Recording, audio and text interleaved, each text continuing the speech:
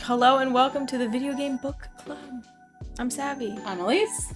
And we are out here reading another FNAF novel. This is our third one, right? I think so. I think so too. And they're all from different series. Like, we never consistently kept up with a series. So we read, like, the first one in the first, like, books with Charlie. Yeah. And all that. And then we read one in a series that comes after the one we're reading currently, which is, I think it's Tales from the Pizzaplex is the series we read last year. We usually read, like, one a year. One a year. And this is Fazbear Frights. And I only played the one game that you showed me. I forced her to play Security Breach. And so my experience with FNAF is very different. And all three of these books are very different.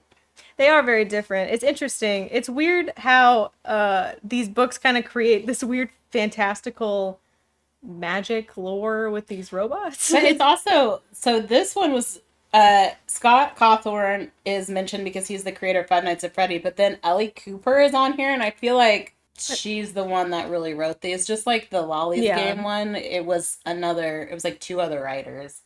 So you're taking somebody's IP and you're kind of adding your own spin to it. Yeah, which is what all these books are, really. Yeah, and so it's been interesting to see other people's interpretations of animatronic killing. It's animals. funny to do like a Goosebumps series, but at some point there has to be either a Chuck E. Cheese or an animatronic in there somewhere. But this is actually being turned into a game. Oh, we're reading Into the Pit, by the way. That's what it's called. So this is the first one. Into the Pit is the first story. It's Into the Pit, To Be Beautiful, and Count the Ways, and then it's probably the best story, I think. Yeah, Into the Pit definitely was the best. Which is funny because we read Lolly's Game, and I personally thought that was the best story in that collection. And wasn't that the last one? That was the middle one. Middle one, yeah. Lolly's Game was weird, but this also is weird. They like read them and they're like, "This one's the best one." We're calling it that one. Mm-hmm. I felt like Into the Pit was the most true to Five Nights at Freddy. I felt like the other two stories were. That's true.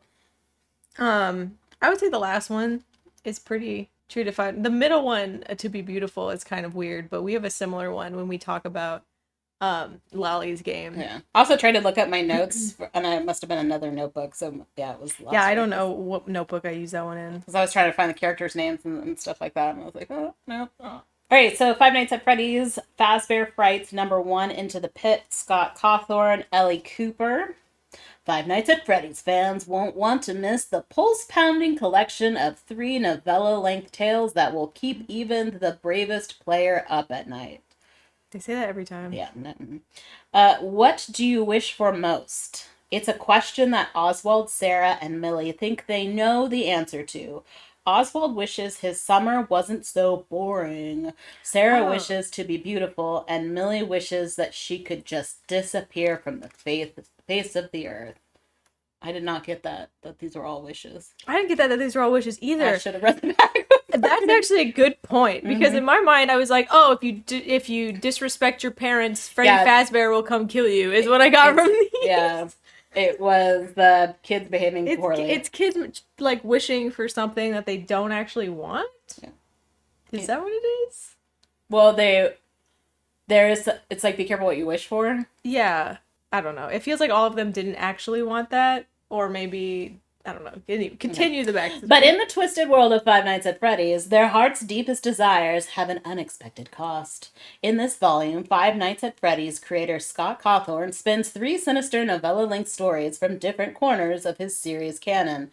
Each book comes complete with cover artwork from fan favorite game artist LadyFiszi, who brings the horror to life in a startling new ways. Reader beware, this collection of terrifying tales is enough to unsettle even the most hardened Five Nights at Freddy's fans. So that's the cover art was made by this because lady? Each it's just the cover art. There's no other. Oh, this is from a short collection. So we have multiple books in this, like 4. I love these because it's like embossed. Yeah, the cover for this one is pretty cool. So Into the Pit is being adapted into its own game. I can't imagine this being. I watched the trailer after I finished reading the book. Well, you sent me the trailer. Pretty exciting. The cover, for those of you that aren't looking at your screen right now, is that's a golden Bonnie. Which, as you know, is the most evil one. And it's in at the ball pit, hence the end of the pit, but it's got a lot of... Get into the pit. And it's got blue eyes, and it's, like, leaking out of one eye. It's funny to think of, like, into the pit, but it's like a freaking ball pit. Yeah. Which Oswald tells us has, like, pink eye in it and stuff like that. I'm pretty excited to play this game. Are you gonna play this game with me? I'll maybe watch you play this game. Ooh.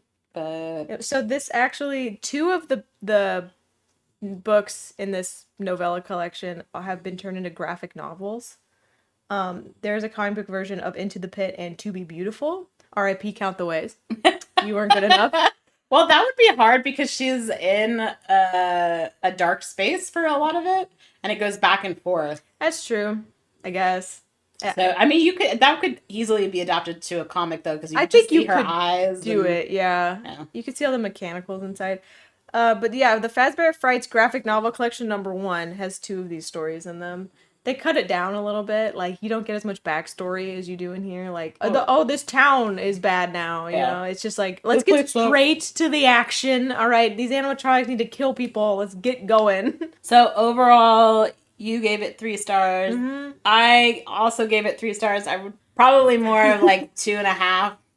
Oh, that bad? I thought the writing was fine. It was descriptive to the other ones that we read. So the first one that we read that was more of like a novel. Yeah. Was to me the best out of the 3. I can agree with that. Lolly's Game was so freaking weird. I really liked that one because we had debating how we thought that one ended because these end kind of weird. That one sat with me and I still think about it sometimes. Like it was unnerving. So it did a good job. It was just the blob people and the fact that so many of all the stories had cliffhangers, which not all 3 of these. Not all 3 of them do. One of them actually has like a happy ending, which is insane. It threw you off. It threw me. I was like, you were like, let me fix this. Where's to make it more ambiguous? And I was like, you didn't like the happy ending? I've been trained by Cawthon to expect awful things. Cooper. I guarantee Scott Cawthon didn't do anything.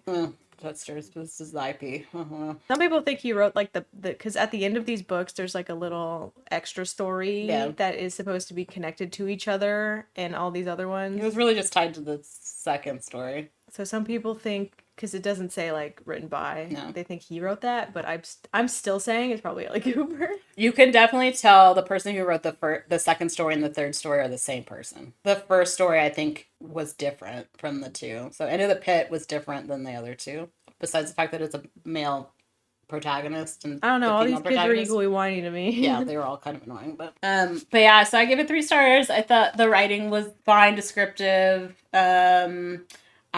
The stories for me just weren't great. And you have the 3 bratty kids that I like this one annoying. Better than the other one we read, the first Pizzaplex, Lolly's Game. Mm-hmm. I liked Lolly's Game a lot. But the other 2 stories were just I don't know. Like the first one was weird and the last one was kind of upsetting. Yeah.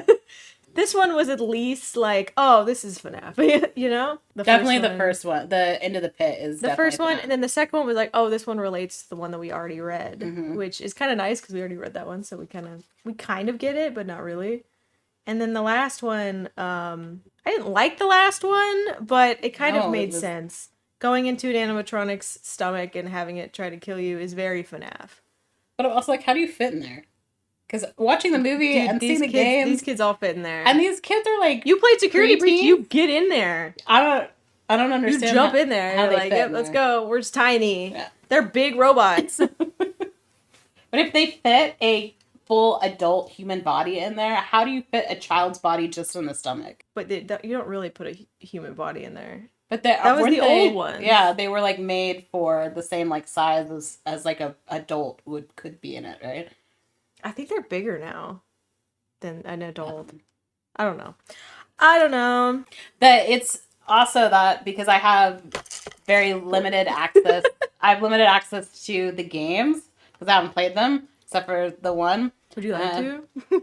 I don't like pop-out stuff.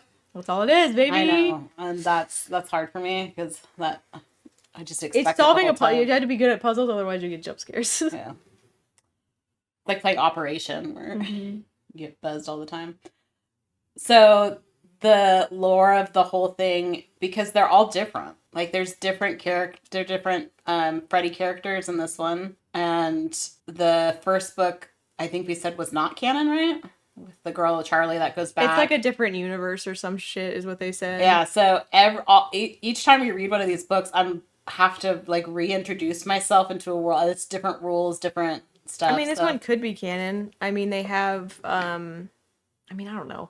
A magical time traveling ball pit. I think they just say that it's like an alternate. Also, do the animatronics talk?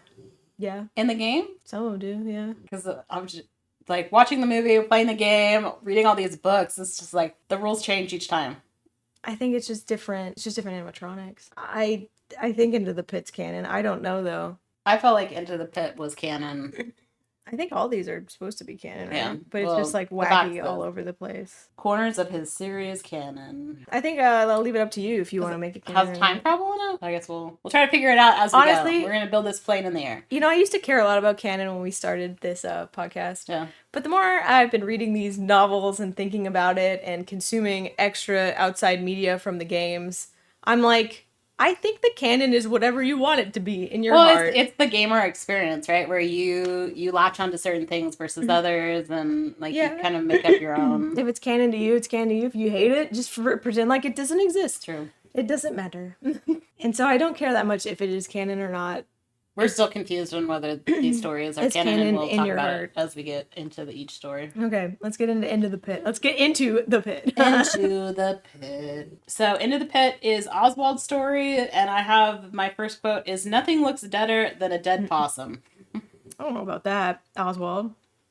Possums, like, they play dead. They play dead. I guess if it's is his guts coming out or something? Oswald's dad works at the Snack Space Deli. Oswald is 10. The mill closed in town, and so like everyone's leaving. The town's super boring now. Yeah. Oswald is bullied. He is called Oswald the Ocelot by Dylan Cooper, the school bully. Oh my god. But ocelots are super cute. So. They watched a cartoon once when they were like in kindergarten, and they saw Oswald the Ocelot, and they were like, "Oh my god, your name is also Oswald," and he hates it. But I'm like, I don't think that's that bad. No, I posted the picture of the ocelot on our Fable thing. Yeah, like, it's super cute. I guess if you're a young boy, you don't want to be a cute animal. I don't know. It's not that bad. Oswald needs to chill out. Also, as a teacher, the whole like last week of school, everyone bring their own electronics. We're just gonna watch movies. Yes, we do watch movies.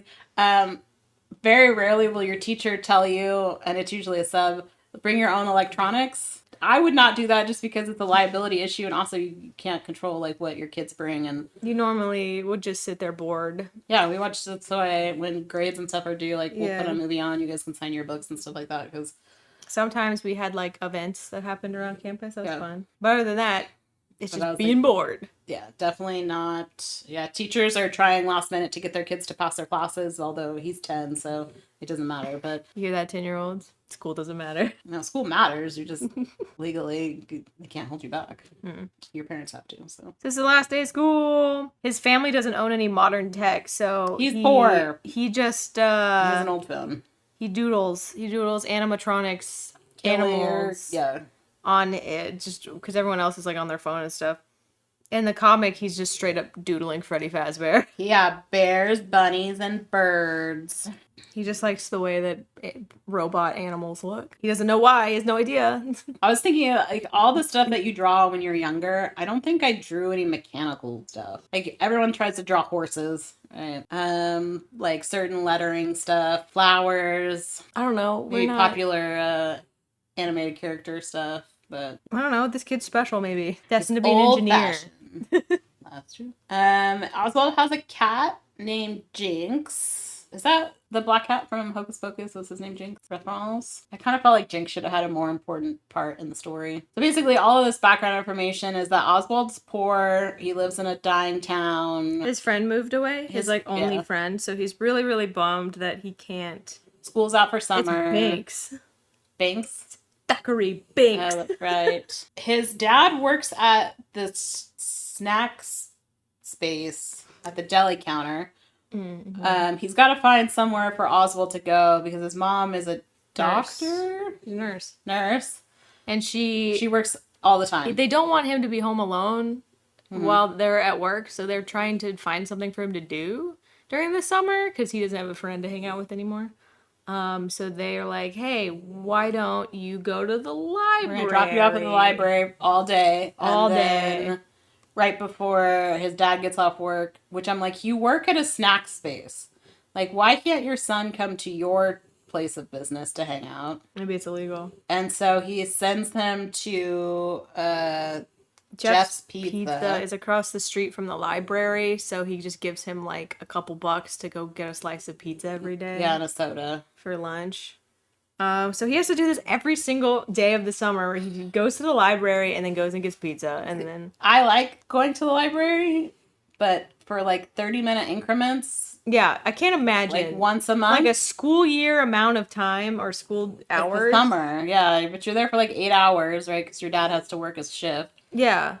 You're there for 8 hours at the library, and like, yeah, there's computers, but I mean... He has to stand in line for the computers. Our dude complains, right? Because he's like, all the hobos using the computers. Yeah. So I can't get on them, so he just kind of tries to read his books. They don't have the next one in his book series. He ends up just kind of sitting at Jeff's Pizza for like an extended period of time. And he is upset because he can only get cheese pizza because it's the cheapest, but he wants pepperoni, but it's like a quarter more, and... I don't get why he doesn't ask his dad for, like, an extra... I'm sure his dad, if he was like, hey, I want to get sausage this time, can you give me, like, a quarter? Yeah. His dad would probably say yes. Jeff's Pizza is not what it used to be. Yeah. It's, It used to be something bigger and better. It used to be an old Freddy Fazbear's Pizza. And you can tell because there's, like, a stage, and it's, like, too bigger than it should be, and there's, like, a mural on the wall that has the FNAF characters on it, but it's, like, faded. And he doesn't know who these characters are, so he's like, what the hell is this? There's also a ball pit in the corner, as you know, very important.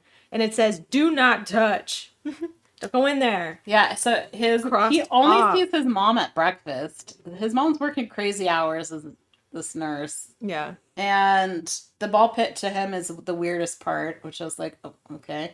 I guess it's weird that it's blocked off. It's weird to have a ball pit and be like, That's also full and not empty. Like, if you had a like, I know ball pit, they talk about this in the book where they're like, oh, ball pits were like a big thing back then. Yeah. But then because of health problems and kids are gross. I remember they toot in the ball pit. I remember living in a time when ball pits were okay. Yeah. And then being a snakes kid would get in there too. Being a kid when they banned ball pits because they're disgusting. Because they're not cleaning them. So we lived in that in-betweener period where now we don't have any ball pits. But I have been in a ball pit and it was stinky. Bazinga. No. So Oswald is at the pizza place for like 2 hours with one slice of pizza. He's reading a book. Yeah. His orange soda. He's like, he feels so lame, which he's like, else to go. Okay, so the guy who owns it, Jeff. Actually, Jeff works there. And he's like the only one that works What's so funny is Oswald being like, Jeff must have been here for like ever since it launched. He looks so like old and saddened. He looks like he's 30. Yeah, and he'll just like 30. He'll leave that little kids. 30 is old. 30 is like 60 in little kid years. So he'll like leave him there to go make the pizzas in the back, and then because I was expecting like an old man, and then he was like, "Oh, he looks like he's just a downtrodden 30-year-old." Probably got that job as like a 14-year-old. Probably and then took it over. Then he looks super young in my brain. Jeff offers him the leftover slices because there's like a lunch thing and then a dinner thing. So he doesn't do slices during dinner. He only does slices during lunch. And so he's got slices left over, and instead of just tossing them, he gives them to the kid, and the kid eats nice. Them. Yeah. Good on Jeff. The Oswald and his dad have like an awful relationship. He really doesn't like his dad. No. He likes his mom, but because probably he's mama's boy, doesn't see her. Yeah, he only sees her for breakfast. But they have like family fun nights, and they used to, go out and do stuff, but now that they're poor, they just have to watch a movie. So his dad wanted to watch this like old sci-fi movie, and Oswald is like, this is stupid. Yeah, he's super rude to his dad. Yeah, your movie choices are dumb. And then they're in the car, and there's like a song on that his dad wants to listen to, and Oswald's like not having it. Your music taste sucks, Dad. So rude child number 1.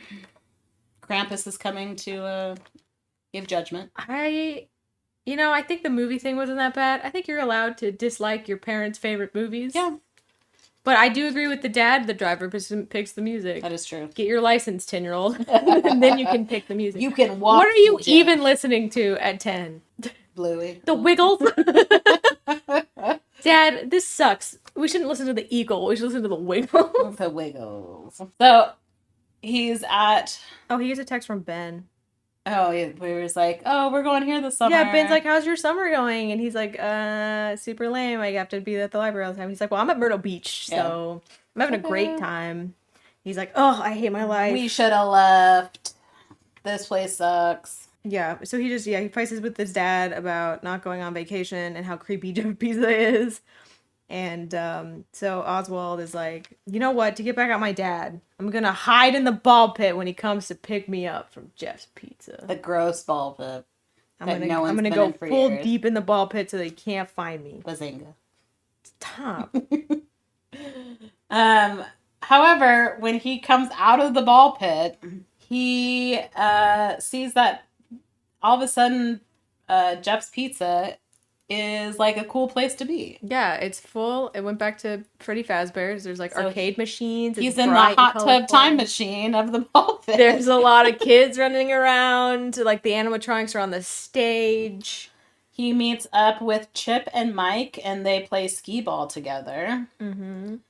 He doesn't have any money, but Chip and Mike are okay with that. Yeah, they just cover for him. It's now 1985. They call him Oz, which he likes better than Ocelot.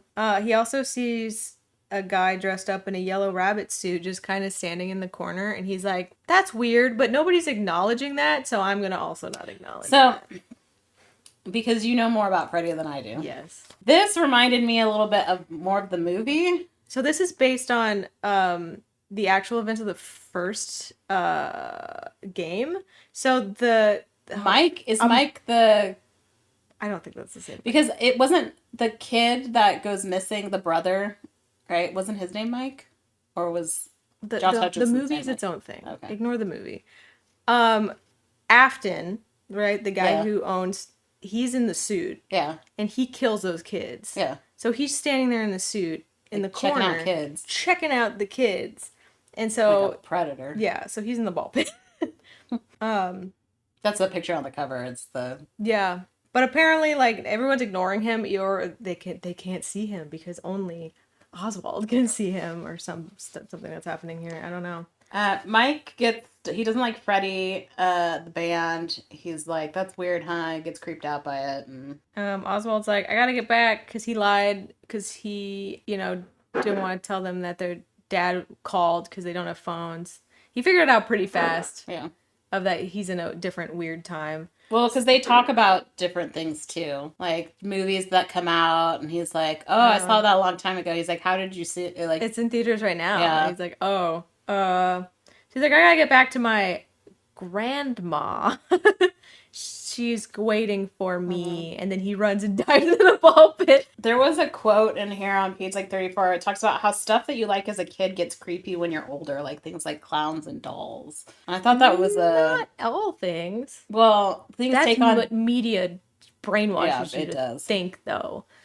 Like this. Like, honestly, if you liked Chuck E. Cheese and then you watch this, you're like, oh, yeah, actually, that's spooky. I didn't even think about that. Or Killer Clowns from Outer Space. Which makes me laugh when I watch them. Blasphemy, because I love clowns. But they turn you into cotton candy. I still like clowns. I watched The Big Comfy Couch as a kid. You can never dethrone clowns as being my friends to me. But dolls, I feel like, is also a horror movie media thing. Yeah. But then they get, I think, just things that aren't cared for, and they, like, it's about, like, the degradation and, like... Withered and, like, I think old flowers. Horror stuff kind of like... Death. Kind of likes to mess with, like, innocence and childhood. Yeah. A lot of the time. So a lot of... They use a lot of childhood and child items to make their horror that stuff. Then are broken or... decaying. Childhood lost. To make us feel something because they want that money from that movie. Yeah, true. It's also some like shared experiences. Like all cultures have dolls. Yeah. That's one of those. Not all cultures have clowns, but animatronics are interesting because I think they have that extra uncanny valley kind of thing going on, and that makes us uncomfortable. things that are like the Mirror World thing where it's like, I remember that movie.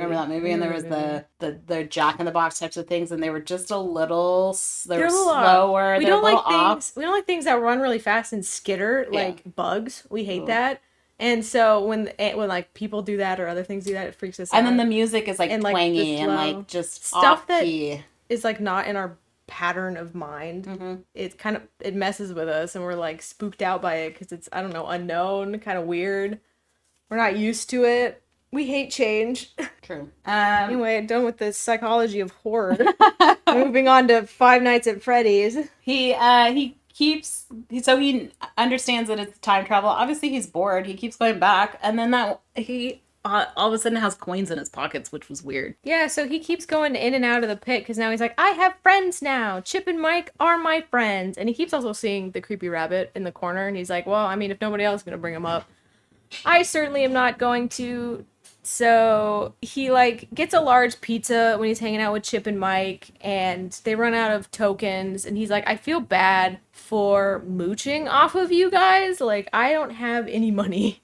And they're like, well, we just thought you were poor, and we didn't really care that much, and it's weird that you brought it up. Look at how nice kids from the 80s were with poor kids versus kids today. Yeah. Because he's like, oh, I feel bad because I'm poor. And they're like, it's okay, we have money. And then his pants, just like, he reached into his pockets and there's full of tokens, and he's like, oh, I brought my token-filled pants today, guys.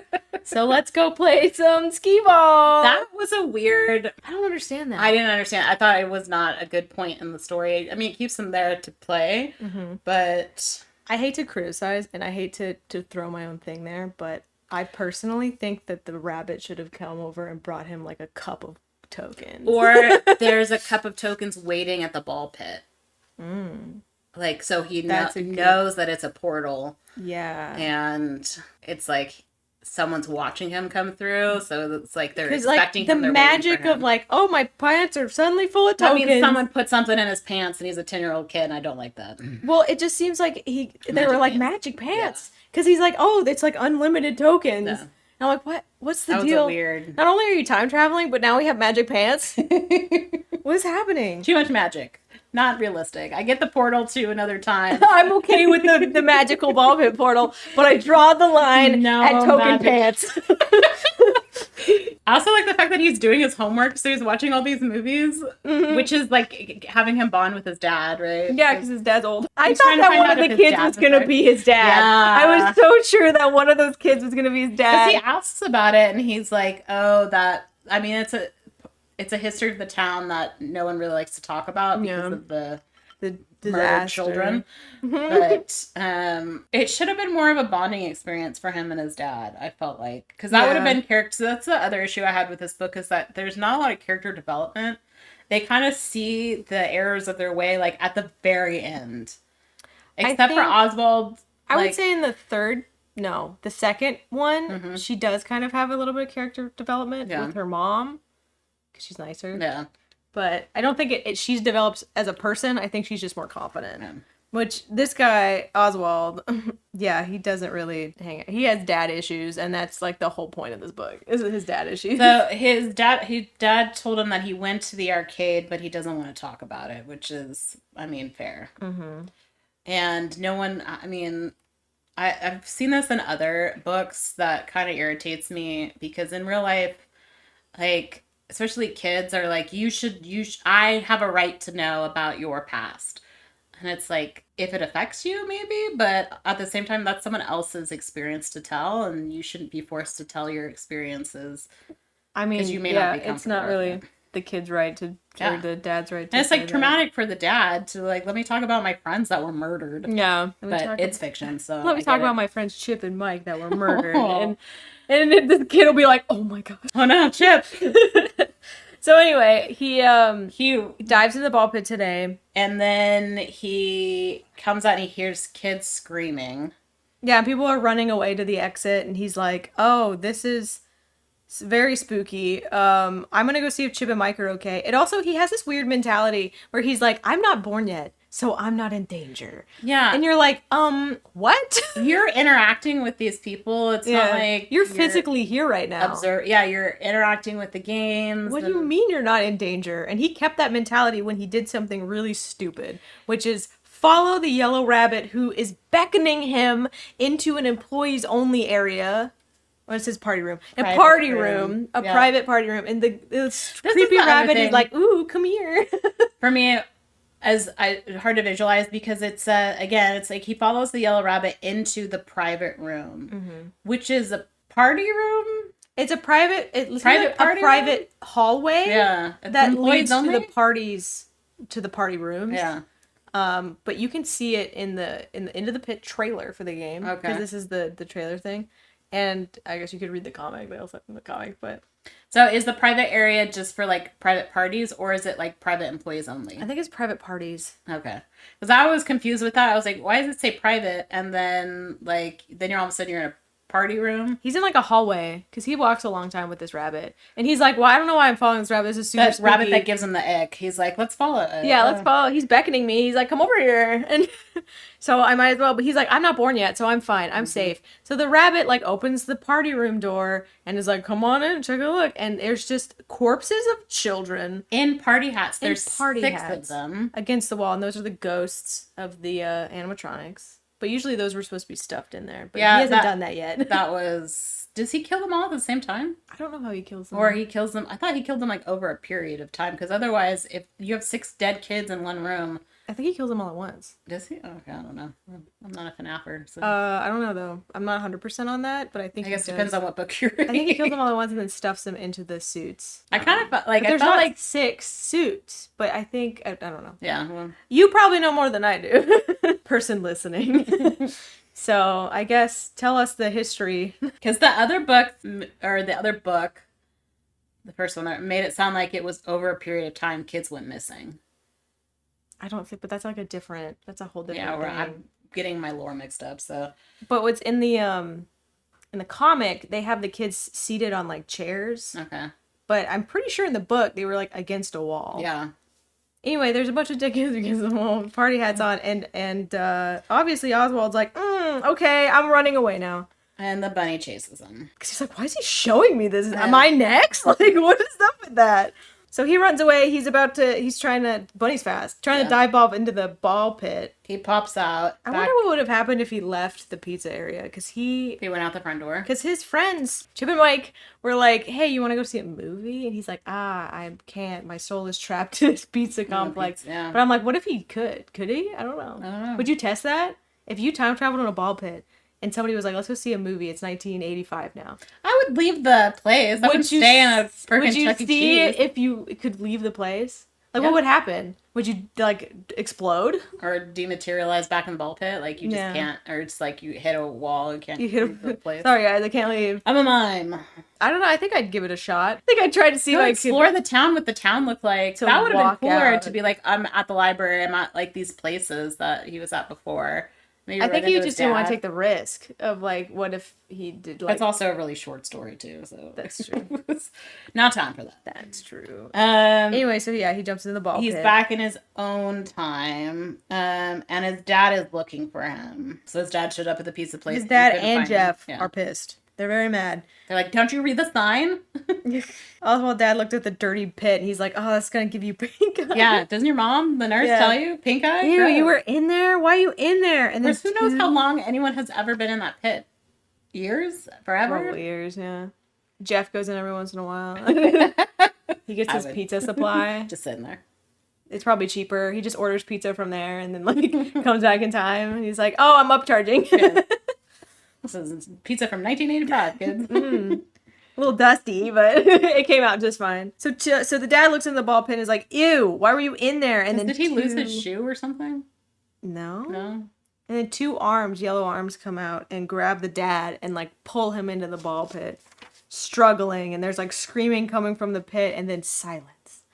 And Oswald's watching this. Jeff couldn't care less. Yeah. A yellow rabbit comes out of the pit, the one that was chasing him, and like Oswald's just standing there like, my dad. What? and the rabbit like grabs his arm and takes him outside and puts him in the car Mm-hmm. and starts driving him home. And Oswald is very confused. He's like, what'd you do to my dad? Where are you taking me? Oswald doesn't talk to him. Or not Oswald. The rabbit doesn't talk. Rabbit doesn't talk. Rabbit does not talk to him. It reminded me a little bit of the movie where the golden Fazbear shows up at the house and takes the car. So they get home and Oswald like goes to run in his room. Only the cat reacts to the rabbit. The rabbit and him come through the door. The rabbit locks the door. Oswald runs up to his and the cat hisses and hides under Oswald's bed. So Oswald texts his mom and is like, "Come home early." Yeah. Something's up with Dad. And so she comes home. She leaves work and she's like, "What's the matter? What's wrong with Dad?" And he doesn't really say that. He's like, "Oh, he turned into a yellow rabbit." It was more like he's different now. He's acting weird. And she's like, "What are you talking about? He was in the room just watching TV like he normally does." And Oswald doesn't go and check to see if the dad's back to normal. He just believes his mom. Yeah. She sees him as the dad, but he sees him as the rabbit. Yeah. Everyone in this is going to see him as the dad. Mm-hmm. But only Oswald's going to see him as the rabbit. And makes me wonder what he looked like in 1985 then, the kid. Like, does he look like Oswald? Or do you transform as you come out? Or I don't know. Because the dad's in the pit, well, the dad's just like KO'd in the pit. Yeah. As we find out. So I don't know if he went back to 1985. No, he didn't, because he's still in the pit. He's still in the pit. He's like dead in the pit. And then I guess summer's over because school starts tomorrow. Yeah, and this rabbit has to drive him to school. Yep. He meets... Because he comes downstairs because his mom was like, "Oh, the dad's fine." And so he's like, "Oh, I guess dad's fine then. I guess I'm just losing my mind. I'm going insane." So then he goes to bed, he wakes up, he goes and sits to eat breakfast for school. And the rabbit shows up and sits next to him and he turns and he's like, "So mom, where's Dad?" She's like, he's literally right in front of you. You're insane. Are you okay? And he's like, "No, yeah, totally fine. Is Dad driving me to school today?" Yep, and sure she's is. like, "Yep." So he's like, "Okay." So yeah, the rabbit drives him to school. And bunny. He tells the rabbit, he's like, "I think I'm gonna walk home today. Don't worry about picking me up, Dad."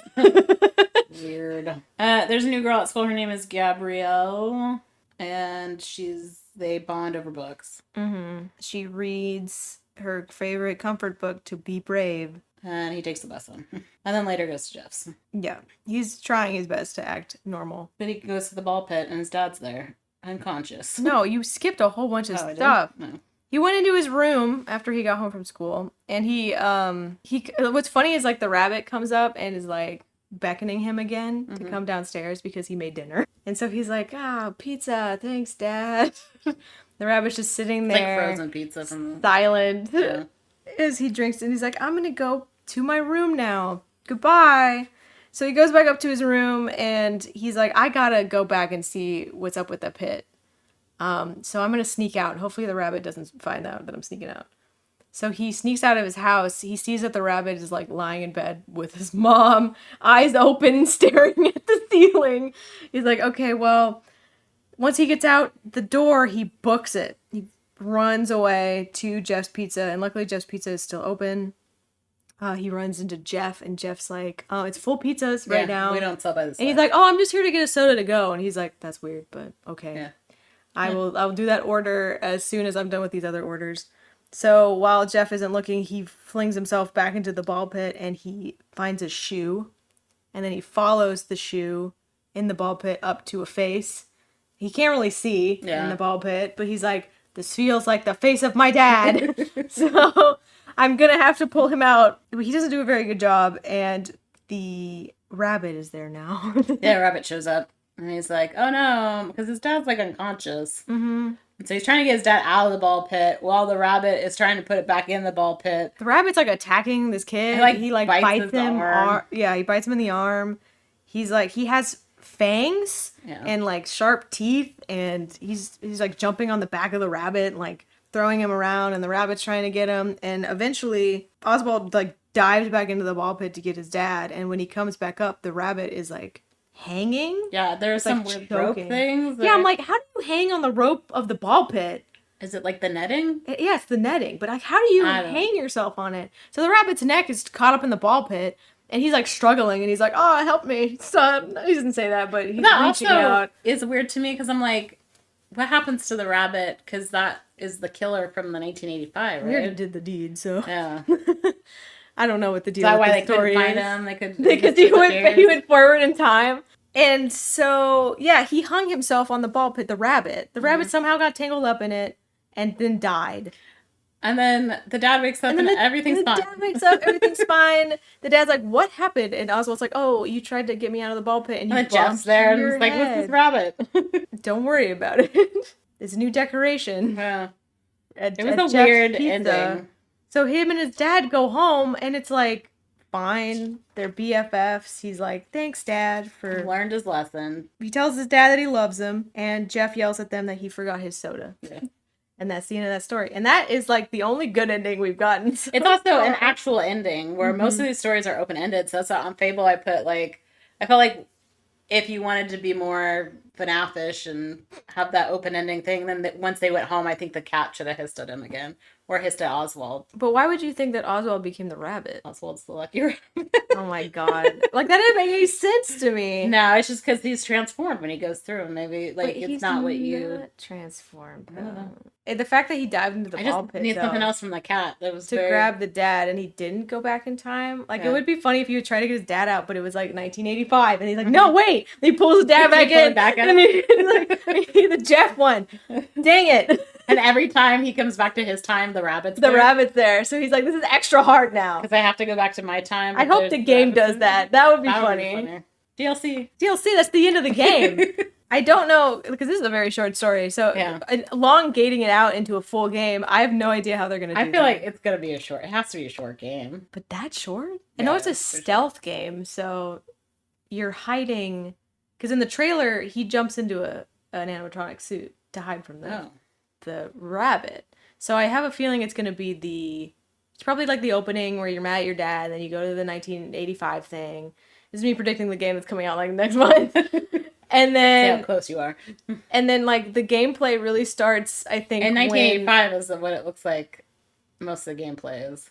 Well, you see Jeff's Pizza in the trailer. Okay. Right? So, you obviously go there first. And you gotta go play all the games with Mike and... Once the rabbit's like, "Come over here, look at these dead kids." Then, I think you just run around the pizza place probably trying to hide from it, and then getting back into the ball pit, and that's probably, like, most of the game. That's gonna be a really short game, though. I know. I don't know. We'll find out. TBD. All right, our next story is To Be Beautiful, and our protagonist's name is Sarah, and she describes herself as flat and fat. Oh boy. This is all about body dysmorphia and wanting to be popular, and Sarah is a high schooler? I think so. Like a freshman, I think? Yeah. The other girl's definitely a freshman, right? What other girl? Oh, we'll get there. The other one? Oh.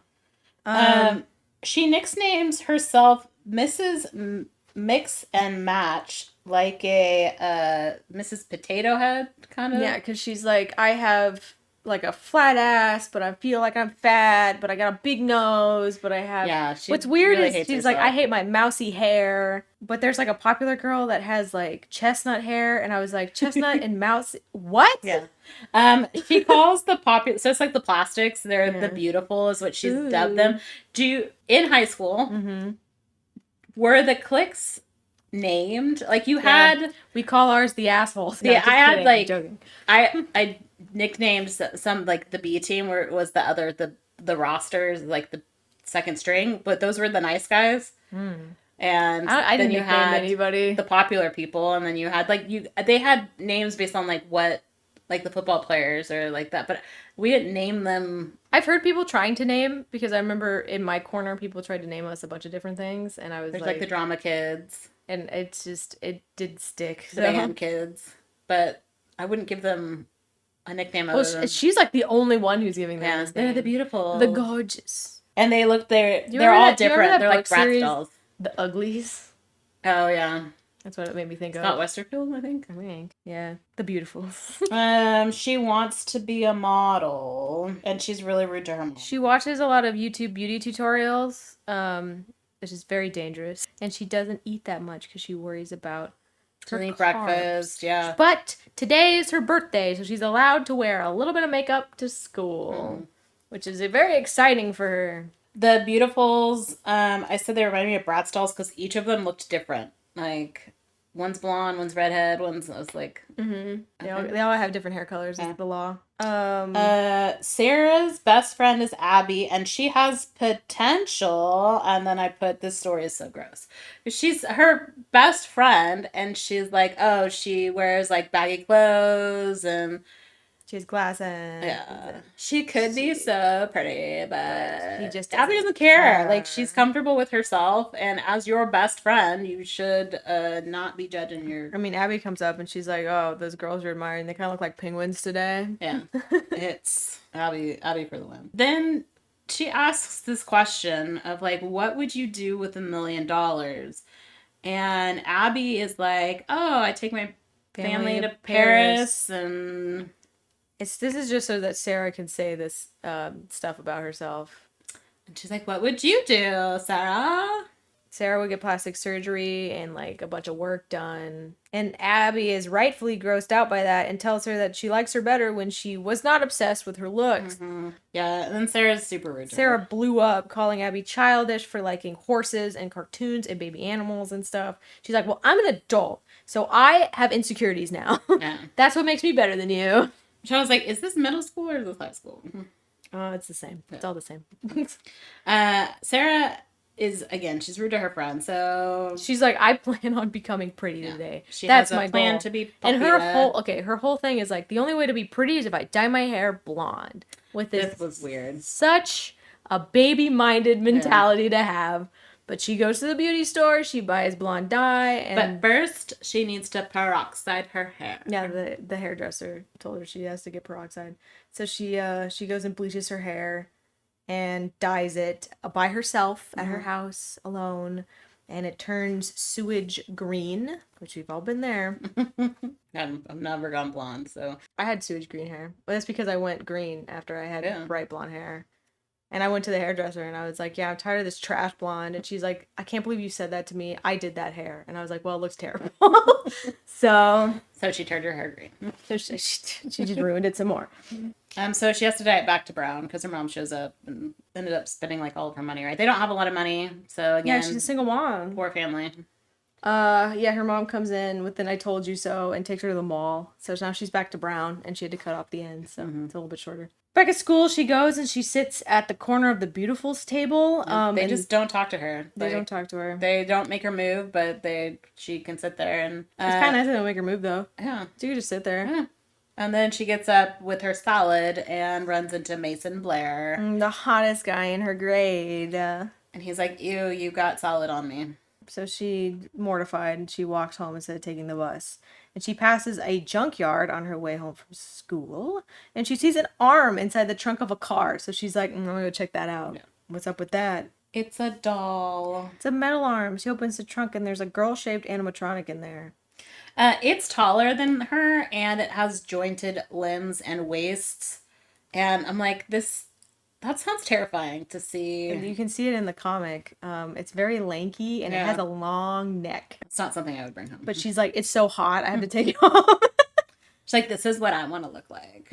The robot's name is Eleanor. And Eleanor turns on and she says, what can I do for you? Yeah, she's pretty freaked out because she's like, hi, my name's Eleanor. What's yours? She's like, Sarah. And then she's like, hi, Sarah. And she's like, oh, that's spooky. Thank you for saving me. It can comprehend. So yeah, she asked for a wish and Sarah asked to be beautiful. And she's like, give me 24 hours. I'll figure this out. She gives her a silver heart necklace, but she must wear it always. What do you think the necklace does? Well, in the previous one that we read, it like healed people. Yeah, she like would shave it. She wakes up and she's like, oh, something's changed. And she's like, every day you'll be more beautiful, but I also have to sing you to sleep, which I was like, this is so weird. So she wants her to go to sleep. It's like 7:00 and she's like, she needs her beauty sleep. I have to eat dinner. So she woke up feeling great. Her skin looks better. She has a perfect, so she starts with arms and hands. A perfect pair of arms and hands. There is a Freddy Fazbear stuffed animal on her bed, which to me is, I was like, is that the only connection? Other than this robot? Is the robot part of the Fazbear collection. I mean, this robot kind of looks like, if you look at pictures of it, kind of looks like a circus baby from one of the ones, but it's like a skinnier one. I don't know if that has anything to do with anything. So she woke up and she has a new pair of arms and hands.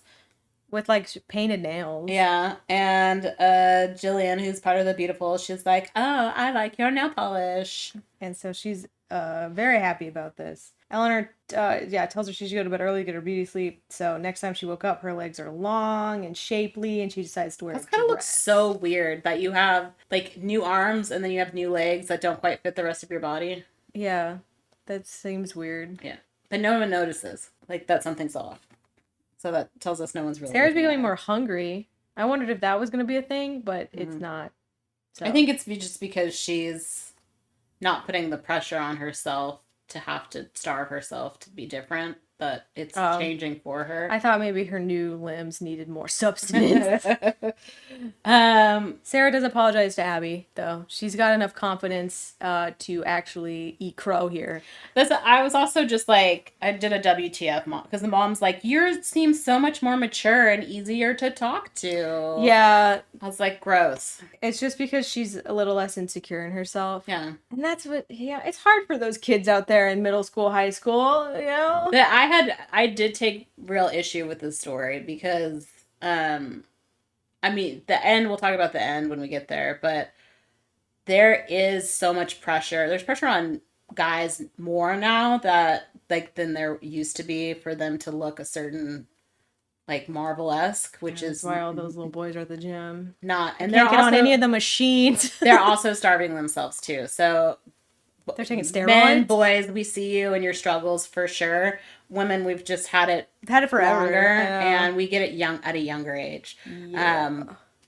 It's gross, and the fact that no adult is stepping in to be like, or no, I mean, Abby's there to be like, I like you the way you were. Don't step in. Like, adults never care. If you're like, I'm insecure about my body, they're like, F you, like, whatever. So am I.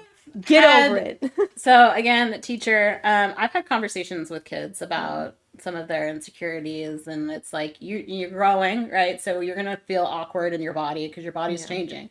And, like, there's more to you than what you look like, right? And that's the things that you control. What you look like is very limited, but you can control, like, your interest and, like, how you talk to people. And so, like, giving kids confidence in things other than what they look like is so important in the adults in your life to, like, see you for something other than what you look like. I wish more adults would talk to kids about this kind of thing, because we all go through it and we've all had it. Which is why I didn't hate that they talked about this kind of thing, right? Because it just happens. Yeah. You feel like garbage in high school, middle school. You don't look the way you're supposed to be. Your hair is curly, you want it to be straight. Your hair is straight, you want it to be curly. You want to be larger chested. A lot of larger chested people want to be smaller chested. You want to dye your hair a bunch of different colors because you don't like the way your hair is. Also, gentlemen, a lot of us, especially as shorter ladies, do not care if you're 6'4", 5, 6 feet tall. Like, that's a very small percentage of women. But they're just very vocal about it. So. It's weird. If you're a shorty, it's okay. We hail a short king. So I had issues with this story. It's not a great lesson. No. But I mean, especially since these books are targeted towards a middle school audience. But I mean, they're talking about it. Yeah. It's very similar to the Uglies in a way. Yeah. Right? Because that one also talked about changing your appearance to fit in and being accepted into certain societies. Yeah, that was all about plastic surgery and stuff. So the next morning she becomes more shapely, as in she's getting boobs. She's getting noticed by boys for her badonkers, and she bumped into Mason again, and he's like, "Whoa, we can't keep meeting like this."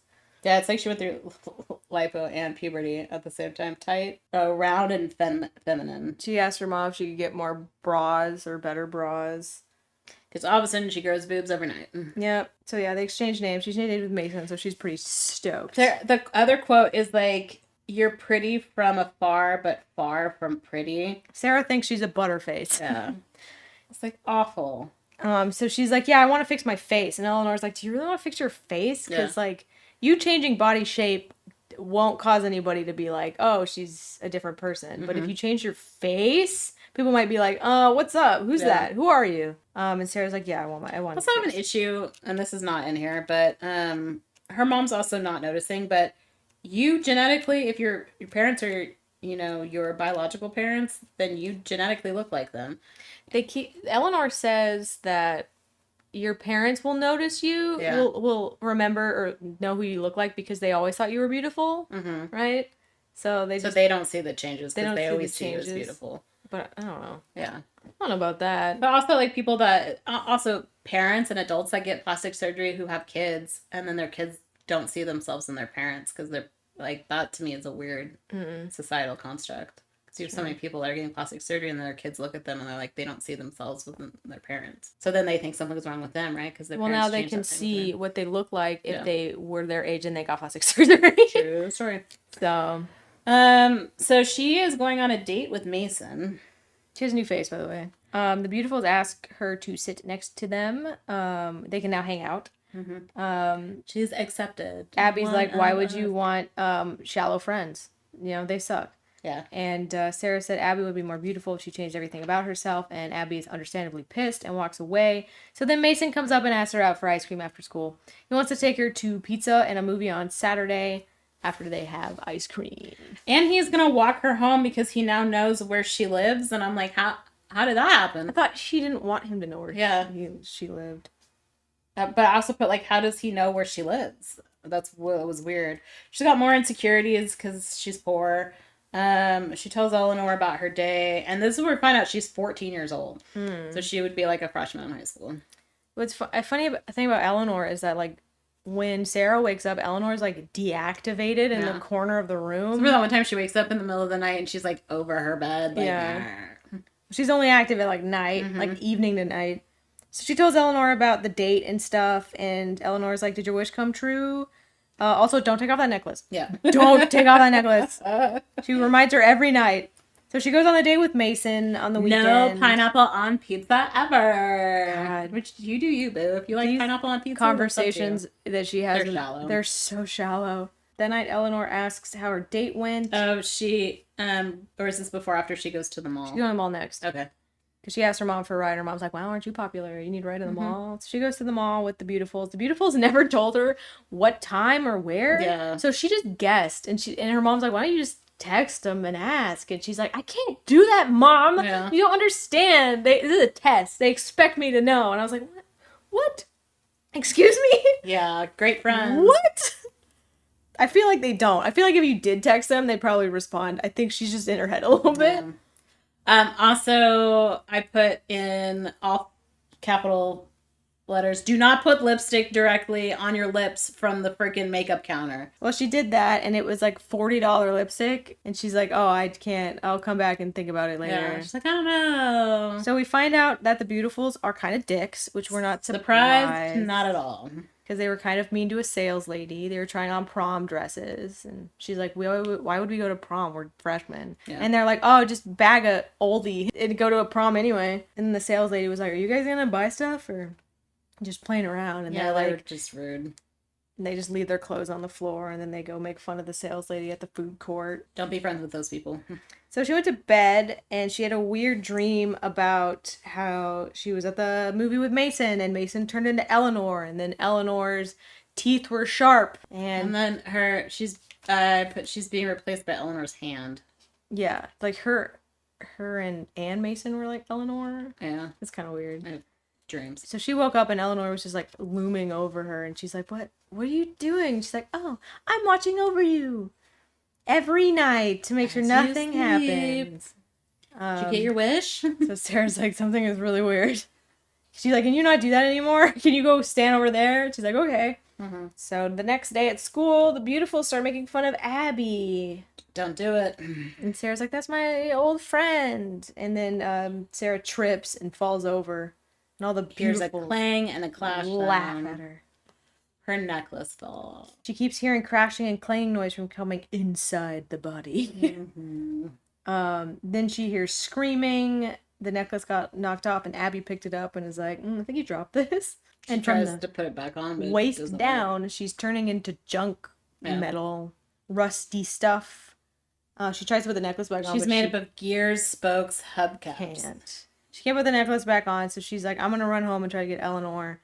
Her voice is going as she is running because she's turning into robot metal parts. When she got home, Eleanor was nowhere to be found, so she like runs around the house. She goes into the garage and she finds her old body parts. She finds bags of her old body parts and blood and viscera in the bags fact that it doesn't smell in the garage, and her mom never found that. Yeah, or like it's not rotting away. I guess it's been like several days, but so Eleanor has been like taking off her body parts and replacing her with hubcaps. And like I don't know what the hell she's doing, but she's taking off her body. I mean, she with her teeth. I don't know. Yeah. And replacing them, and so she's like, what the heck? And Eleanor comes in. Oh. This part, I mean, the body parts thing was weird, but it gets weirder. The body parts thing was messed up. I was like, that's how she's getting rid of her body parts? But also, like, she's not using the body parts, right, Eleanor? No. So why keep them? To be creepy. She doesn't know where to throw them out. I don't know. In case she wants them back. It's so weird. So Eleanor, you hear her laughing, and she comes in, and she presses a heart-shaped button. That's identical to the necklace that Sarah has. Yeah, and she pushed it, and she turns into an older, like what Sarah used to look like. The original Sarah, yeah. And like jets. She just away. Leaves. She's like, thanks for, I gave you your wish, and now I got my wish. Right. Bye, peace out. I'm a real girl. So Sarah turns into junk, but before that, she like looks at Eleanor as her old self, and she's like, you know what? I didn't actually look that bad. Yeah. Before she dies. I look better than a pile of junk. So this was the story that we were like, is connected to the one in Lolly's game. Yeah, the one about the goth girl. The goth girl who's also made out of junk. So is this Eleanor lady just finding girls that I don't know. Are insecure? She found the necklace. Yeah. Separately. But then she also turns into junk in that story. She does, because she shaves off the necklace to heal kids, and then when the final bit, because she saved that one girl. Yeah. And then she turned into junk, like, next to her. But she started turning into junk slowly. I think it's because she was, like, losing the necklace. Which means that she would have had to have been junk in the first place. Well, I don't know how that works. I don't know how this magical necklace junk thing works. Or also maybe giving up too much credence to a story. I mean, if anyone wants to explain if you have any theories, I'd love to hear them. Because I have zero theories as to how this junk thing works. But the comic was super gross because it ends like it's a garage pick and it's like a pile of junk and then like body parts strewn around the junk, and I was like, ew. Did she pull their body parts out and was just no, they were in the bag and they fell down, so they're coming out of the bag. So imagine your mom coming home and there's junk of body parts on the ground. Yeah, and where's my daughter? And then you see your daughter, right? Because I don't know, maybe does Eleanor run off? Does Eleanor? Yeah, she leaves because the daughter. She's in the next or the end. Well, they talk about her.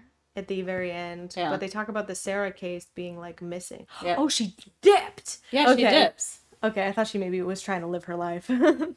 Oh, replace her? Yeah, no. She don't want that life. She gotta go to high school. That would suck. Something no one wants to do again. Nope. And that's the end of that story. Now we're on Count the Ways, and I start with my first note in here is the fuck. Millie is in Freddy's stomach. So, yeah, I thought I was like inside a bear, Freddy, but then later on in the story, they talk about finding the bear, and it is pink and white, so it is Funtime Freddy, who does actually talk. Oh, that makes sense, because he talks. Talk, and he's sadistic. This is a different Freddy. This is a sadistic Freddy. It's Funtime Freddy. So, I'll play you his audio before, because he actually uses some of the same lines that's in this book. Oh.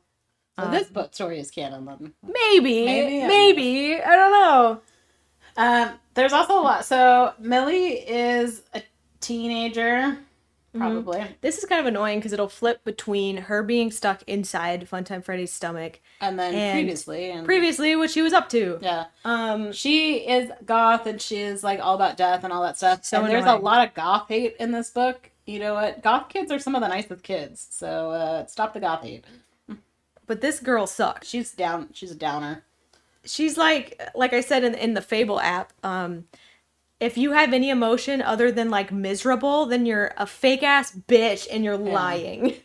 And I was like, I don't think that's her true. Poetry also was horrendous. Okay, everyone says about everyone's poetry, dude. You can't criticize poetry. Because, like, everyone's poetry sucks. As an English teacher, I can go, that's my job. Like, some of my kids write some really good feel poetry. like the only reason that people say that the classics slap is because they're classics. And they rhyme. That is important. Yeah. I don't think your poetry's that bad. I'm not a fan. I'm lenient for poetry because I think it gets a lot of hate by people. I love poetry, but I've also been reading a lot of poetry books that don't seem like poetry. They're like the thought of the day or my diary entry. I was like, that's not poetry. What is poetry then? Poetry is using language to elevate thought. That seems very vague. That seems like you could just tell that via a story, though. Well, and also poetry usually has some sort of form, whether it's like couplets or. But is it using language to form your thought in a specific, strict kind of form, or is it like I can go fucking off and just talk about whatever? Or do I have to use flowery language? Do I don't? Like, does poetry have rules? Poetry does, but then people break the rules and they still call it poetry. Yeah, so I think poetry gives a pass for being kind of ambiguous and like short form writing. Whatever, you know. It's the shortest of short stories. Until it's long. Until it's Poe. No. Alright, Millie is short for Millicent. And she's staying with her grandfather, who she's also a dick to. Like, her grandfather seems like a super Her grandfather seems so nice. She thinks her grandpa's kooky because he collects random things. Yeah, but he's living his old life. Like, you retired man. Her parents, they moved to Saudi Arabia to teach for a year, and she didn't want to go. Yeah, so she's decided this would be better. So she's living with grandpa. And her cat's named Annabelle Lee. She's really into Poe. Yeah. And she thinks that Death is a hottie who will come save her from this miserable life. That's how she manifests Death, which... her favorite musician is Kurt Carrion, who is a musician with metal fangs. I don't know who that is. He had a poster. It's not a real person. Oh, it's not? No. Oh, it sounded like it could be. Yeah. It's Kurt Cobain. That's how it's like analogous. She seems like she'd be into like I don't know. I give up. Slayer? Nope, I don't know. Marilyn Manson? No. I'm giving up. Evanescence? No! I can't remember what they're called. So I'm giving up. My Chemical Romance? Yes! That's exactly what I was thinking about. Is My Chemical Romance. She seems like one of those. Mm-hmm. Anyway, cut back to her talking about in the Death Bear. She's in the Death Bear. So it goes between her, she's inside Funtime Freddy's stomach, and he's gonna go off about how she should die. And like different ways to die. Oh, I've been listening to you talk. You really want to die, and I really like to kill people. So like this works. We're mutually beneficial. So do you want to die via dehydration or starvation right now? And she's like, I think my grandpa will find me before I die of starvation. And so that conversation is over, and we move back to the past. I also felt she's a vegetarian, which you do you, boo. But it just felt really disingenuous to me that a goth kid who was obsessed with her death, but Nita's murder, like. Well, maybe they don't want to die. That's kind of the point, is like she talks about death and all this stuff, and then she doesn't actually want to die. She doesn't actually want to die, yeah. That's the whole point. She's mad about the holidays and obviously being bullied by kids, because who isn't? And apparently her parents are a little silly, and they tried a whole bunch of different projects, and people think that they're goofy. They like give up on them too. Which is fine. Yeah. That sounds like a great life. They seem like they're living it up. Millie's ex-BFF Hannah was hanging out with the popular girls. That never comes up really again, but I decided to make a note. So she had a friend. She doesn't have any friends anymore. She's the goth kid. People think she's weird. Yeah. Some boy comes and sits next to her. Dylan is the new kid. Dylan. And he's like, oh, I love scary writers. She's reading, I don't know, Poe or some shit. And he's like, you want to go to... They have a project together. And then she's like, do you want to go to the scrapyard? And I'm like, stop going to the scrapyard where you're going to find murderous robot. I was like, oh my gosh, he knows about Victorian mourning jewelry. He's the one. Which is dark, but whatever. He's the one. She wants one of the dead person's hair necklaces on eBay. That's the mourning jewelry is like you would put a memento of a loved one in your jewelry so that you have them with you. But why are you having somebody else's dead hair in someone you don't even know? It kind of defeats the point. Yeah. But whatever. She's romanticizing something she doesn't truly understand. No, she doesn't understand. So back into the Metal Bear, Funtime Freddy's like, what about if I freeze you to death? What? Grandpa and Millie talk about Dylan, Poe, and her grandmother. That's fun now. Yeah, you must miss her. She says to her grandfather every day, see you later, I have homework. I was like, girl, she's so rude to her grandfather. They're having a moment, and she's just like... Oh, that was later. And then I have back into the animatronic. Well, no, I have the animatronic, and the animatronic is like, hey, I'm gonna freeze you to death. Apparently the mechanical bear, we slowly find out more about where she is and like what's going on. The mechanical bear's in her grandpa's workshop. It got savaged by the grandpa, and she actually doesn't want to die is the first time, and then it cuts back to her eating with her grandpa, and she's like, I like spaghetti. And then grandpa talks about losing grandma so early, and Millie thinks about Annabelle Lee because her grandpa talked about it. She's like, oh my god, you know who Edgar Allan Poe is? He's like, everyone knows who Edgar Allan Poe is. Of course I know who Edgar Allan Poe is. And so now she thinks that Annabelle Lee, when she rereads it, is more about love and not about death. Which, duh, girl. Whatever, girl. Back to Millie inside the Funtime Freddy Bear. He talks about he likes to kill people. He talks about Vlad the Impaler, aka Dracula. And he's like, what about being impaled? You know, I could do that. Oh, because they call her Silly Millie and Dracula's daughter. Mm-hmm. And so that's where the whole Dracula stuff comes up. Fun fact. Yeah. The current reigning king of England, Charles, is a descendant of Vlad the Impaler. Oh. How'd that happen? Oh, it's all religious, all royal families intermarry, so they're probably all related to him. Gross. Okay, that is a fun fact. Mm-hmm. Millie is back at school. She dressed up for Dylan. And they meet at the library. We're not there yet. Oh, crap. I'm all over. You're all... Where are you going? I went in order, so... I went in order.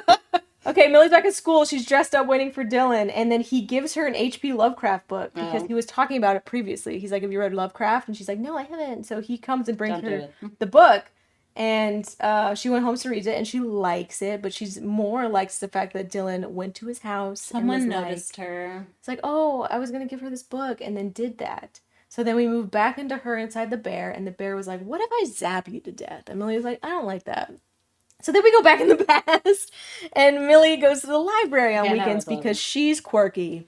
She's different. While other girls go to the mall, I go to the library, like Oswald. That's what she seemed like she was trying to say. Yeah, but, like, why the library hate? For being quirky? Yeah. Mm-hmm. Hobos go there, too. They're very quirky. A library at your school that... So she runs into Dylan. Yeah. He gives her a Shirley Jackson book, and then they go to the cafe for some tea. And other stories. So Millie tells Dylan her deep, dark secret, which is that she wants to be a librarian. Also... a goth librarian. Granted, this is a middle school, but these are basic bitch stories. Like, H.P. Lovecraft, wow. Shirley Jackson. Harsh buds. Edgar Allan Poe. Like, I think I put this in the app, but there are actual Victorian Gothic stories that would be right up this girl's alley. And why they're not going that route tells me that, I mean, Shirley Jackson I taught. Poe I taught. I mean, it's probably not written. H.P. Lovecraft I don't think Ellie Cooper's probably not a goth. Yeah. So... She probably just went with, like, your basics, you know? The fact that this girl hasn't read these, though, it's amazing. It is very surprising. But she's probably, like, a freshman. Most Poe people I know have read Lovecraft. Yeah. But also, you were, like, introduced to Poe at, like, middle school? Elementary school? I was introduced to Poe. Like, I knew who he was, but I never read any of his stuff until high school. Yeah. Nevermore, nevermore. So, yeah, she tells Dylan her secret that she wants to be a librarian. And so school is good now that she's Dylan. So she goes back home, and her grandpa's like, I want to go to the school bazaar. Holiday bazaar. And it has all-you-can-eat cookies. Her grandfather was a math teacher at the school, so he's going to go hang out with some of his old coworkers. Mm-hmm. And so they go to the bazaar together, and she runs into Dylan, because she was, hunting for him. And he's holding hands with freaking Brooke. Disgusting. Popular. She's blonde hair. We hate that here. And, like, Brooke doesn't seem like a bad person. We don't know anything about Brooke. Yeah. We don't know anything about Brooke. So she's like, oh my god, it's Brooke. And so she runs crying to her grandpa, and then they go home, and she wants to die. I put BTB, which is back to bear. He talks about boiling her alive in this one. Mm. She's like, I think I'll pass on that one. He's like, yeah, probably for the best. Takes a long time. Then back to school with Dylan sits next to her, and she's like... She gives him the cold shoulder and is... Don't you want to go with Brooke? Yeah, he's like, she doesn't have this lunch. Yeah, he's like, she's not during this period. But also, if you're having conversations, why would you never mention that you have a girlfriend? Well, he just got, like, it's a recent thing, right? Because he's, like, new. They only hung out, like, 2 days. Because he's like, you thought we were gonna be a couple? Yeah. And she's like, yeah, I thought we would be a couple. We have so much in common. And he's like, you've never had a friend who was a boy before? Like, and Millie shits on Brooke because she's blonde, and Dylan's like... She's like, you don't even know her. Why do you judge people on their appearances? You're such a hypocrite. Yeah. He's like, you get made fun of for your... He's like, I thought you'd be different. Yeah. Rightfully so. Dylan's the hero here. Yeah. He's like, what's your problem? He was just being nicer, like, sharing something in and common. They're like, oh, have you been dating Brooke the whole time? And he's like, no, I've been new here. Yeah. It's a recent thing. Millie's pissed. Really, the only thing they talked about was literature. They're not getting deep on anything else. He sits next to her at lunch. Yeah. She's a lunch friend. That's fine. Yeah. Millie's pissed at Christmas, so she's not celebrating this year. Which is awful for her grandfather, who has, put a room for her. It was the grandmother's sewing room, and has, like, tried to learn how to cook things and, like, really engage with this girl, and she's just being super rude. So the whole family's coming over for Christmas. Her parents aren't coming home. They're just going to Skype them. Yeah. Her grandpa asks, like, oh, you're not going to celebrate? Do you want to talk about what's bothering you? And she's like, no. And she just storms out. Yeah. So he's like, I'm going to storm out too then. Back to Bear. He's like, how about decapitation? Huh? And then we go back. Millie is not happy during Christmas Eve. She has to see her family. Ugh. It's like her aunt, right? Like uncle and cousin. Yeah. Blah, blah, blah. Christmas is so capitalistic. Eggnog tastes like phlegm. Everyone is dishonest. If you're happy, default, sad's honest. Yeah. Blah, blah, blah. Bullshit. You're a liar. You're a downer. Nobody likes you. Someone needs the meds. Someone needs to go away. She's running away. She ran away. She couldn't take it to the workshop where she sees the bear, and she's like, I'm going to hide in here. Nobody will find me. This is the same as the ball pit issue. Mm-hmm. She crawls inside. What an idiot. I can't imagine looking at an animatronic and being like, you know what sounds good? Crawling inside that thing. Yeah. Mm-hmm. I think you could find better places to hide. You could just hide in the shop. You don't have to... Just go sit in the car like everyone else does in the garage. Just don't turn it on in the car. Yeah. Her grandfather made this whole, like, food stuff for her. Although, as a vegetarian, tofu turkey... It's disgusting. It bounces, and it's gross. So, thank you for the thought, but it's a novelty that no one actually eats. So, we go back to Funtime Freddy and her inside of it. Now we're kind of caught up in a way. Mm-hmm. Funtime Freddy talks about decapitating her still. She's trying to figure out a way to... Millie is like, what if? Hear me out. You just let me go. Yeah. And so he's like, no. So Millie's like, okay, well, if he tries to decapitate me, I might be able to fall up into a ball because it's ginormous in here. Mm. And the blade will miss. So she's like, stupid idea. I'll take decapitation. So Funtime Freddy's like, yes, let's go. All right, so you've committed a crime against humanity because you're super rude. Yeah. So... Crimes of humanity. She's being punished for everyone who sucks. She's like, 3, 2, 1. Let me know when you do it. Yeah. So she crawls into a ball, promising to be nicer to her grandpa if she gets out. And then the blade swings. And then we cut to her grandpa waiting for her to get back so she can open presents. Yeah. She's dead. Or is she? She's actually dead. Probably. Spoiler for the other books in the series. She dead. It leaves it vague. Yeah. But just so you know, she actually did. Does he find her? No. That'd be awful. It's something about souls in the ball pit, and she's one of them. Oh. So. I was like, poor grandpa. What if the bear just, like, disappears? Just walks out. Because it's got her soul now, too, right? Like, better than her. Oh, gross. No. Poor grandpa. So then we have the final story, which I labeled as the epilogue. Yeah, it's like a weird detective story. Detective Everett Larson. It's on black paper in the back. Yeah, that was hard to read. So, audiobook is the best for this one. I didn't even talk about the audiobook. I'll get to it at the end. Yeah. So Detective Larson, his wife left him. He's got a 7-year-old son. Took the kids in the divorce. His job takes precedent over his family. So he's classic detective cop story. Then there's Chief Monahan. And Larson's at the office where everyone else is at home. Detective Pal's desk smells bad. I thought that was going to be brought up again, but it wasn't. There's someone that they've labeled the Stitch Wraith. Cloaked figure who walks the streets. Carrying garbage bags and obsessed with dumpsters. Sarah, something is missing. They talk about Sarah, right? It's like not part of the case, but kind of. Yeah. Apparently this Stitch Wraith, which I put is probably an endoskeleton, has killed dudes, and they're like, oh, well, these were bad dudes. He probably tried to mug them and all that stuff. Yeah. There's 5 dead, and their eyes bleed black. The Stitch Wraith has a weird quote-unquote mask on, and the story ends when they get a match on the face of the Stitch Wraith. The detective's like, we found a match. And then it ends. Then it ends. It's probably like, and you're never gonna believe this. It's an animatronic at Freddy Fazbear's! Dun, dun, dun. That we somehow have a face scan of in our records as cops. It's probably like a Google image search and it pops up Freddy Fazbear. We found a match. I'm like, you just Googled white mask, weird face. Yeah. And that is Fazbear Frights #1. It's into the pit. Super short all together. I don't think there's numbers on these pages, but it's about 200 pages altogether. How was the audiobook? So it was read again by Suzanne Elise Freeman, and it's good. She is good, but she has a nice voice, so it makes me sleepy. She kind of does the same voices for everything. Her little kids and little girls being annoyed is pretty good because she makes me very agitated at them. This book was annoying with the kids in it. She has the same dude voice for every dude, which is kind of rough. Okay. And even Grandpa? Yes. Although I think she does a little bit more of like an old man thing with that one. But her robot one's pretty decent for being very creepy. She has a good female robot, which, you know what? Not all ladies can do. So that is Five Nights at Freddy's. That's Five Nights at Freddy's. Fazbear Frights, Into the Pit.